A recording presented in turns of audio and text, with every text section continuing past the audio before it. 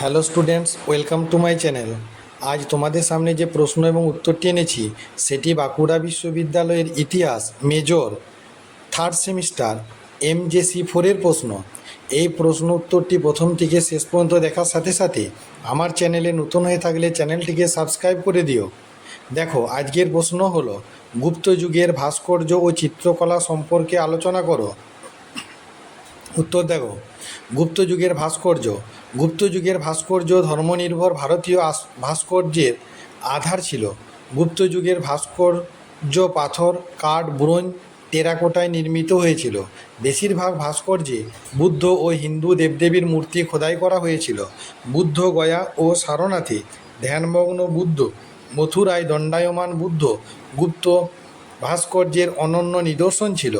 দেওঘরে দশাবতার মন্দিরে অনন্ত সজ্জায় শায়িত বিষ্ণু মন্দির উল্লেখযোগ্য ভাস্কর্য ছিল। গুপ্ত যুগে ধাতুর দ্বারা নির্মিত ভাস্কর্যের মধ্যে দিল্লির মেহরেলিতে চন্দ্র রাজার ভাস্কর্য স্তম্ভটির বিশেষ উৎকর্ষ ছিল, যা বহু ধাতুর মিশ্রণে তৈরি হয়েছিল।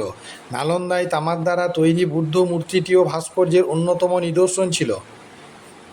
পরবর্তী প্যারা, গুপ্ত যুগের চিত্রকলা। গুপ্ত যুগের চিত্রকলার উৎকর্ষতার জন্য গুপ্ত যুগ সুবর্ণ যুগ নামে পরিচিতি পেয়েছিল। গুপ্ত যুগের চিত্রকলা নিদর্শন পাওয়া যায় 1 নম্বর, মধ্যপ্রদেশের দেওবাগ গুহা, বেদসা গুহা, মহারাষ্ট্রের অজন্তা গুহাতে। গুপ্ত যুগের চিত্রকলায় ধর্মীয় আধ্যাত্মিক ভাবের পরিচয় পাওয়া গিয়েছিল। অজন্তা গুহাতে গুপ্ত যুগের চিত্রকলার পাশাপাশি স্থাপত্য ভাস্কর্যের নিদর্শন রয়েছে। অজন্তা গুহাতে রোমান্টিক দৃশ্যের চিত্র ছাড়াও প্রাকৃতিক দৃশ্যের চিত্রও দেখতে পাওয়া যায়।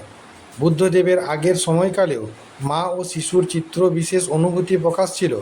গুপ্ত যুগের চিত্রশিল্পীরা আধ্যাত্মিক ভাব প্রকাশ করার জন্য রঙের সুন্দর ব্যবহার করতেন। নাগরাজ এবং তার রানীর চিত্র উল্লেখযোগ্য ছিল। গুপ্ত যুগের চিত্রকলাতে বৌদ্ধ শিল্পের পরিচয় পাওয়া গিয়েছিল। বিজয় সিংহের সিংহল যাত্রা, বুদ্ধদেব কপিলাবস্তুতে প্রত্যাবর্তন করার পর তার কাছে স্ত্রী গোপা সন্তান রাহুলকে নিয়ে ভিক্ষা চাইছে, নীল পদ্ম হাতে বোধিসন্তের মূর্তি প্রভৃতি চিত্র গুপ্ত যুগের সুবর্ণ যুগের প্রতিরূপ ছিল। পরবর্তী প্যারা, অজন্তা গুহাতে গৌতম বুদ্ধের জীবনীর ওপর ভিত্তি করে বহু চিত্র অঙ্কিত হয়েছিল। এছাড়াও গুপ্ত যুগের চিত্রের মধ্যে মানব মুখের অভিব্যক্তি, প্রস্ফুটিত পুষ্প, পশুর অভিব্যক্তি প্রভৃতি দেখতে পাওয়া যায়। মধ্যযুগের বাগগুহায় গুপ্ত যুগের চিত্রশৈলীর পরিচয় পাওয়া গিয়েছিল। বুদ্ধ ও জাতকের চিত্র কাহিনীগুলিতে রাজা, রাজদরবার, ঋষি, বন, নগরী ও গভীর অরণ্য ও সাধারণ নরনারীকে দেখতে পাওয়া গিয়েছিল। শিল্পশৈলীর দিক থেকে গুপ্ত যুগের চিত্রকলায় বাস্তব জীবনচিত্র এবং নরনারীর জীবনচিত্রের বিষয়টি গুপ্ত যুগের স্বর্ণযুগের পরিচয় বহন করেছিল।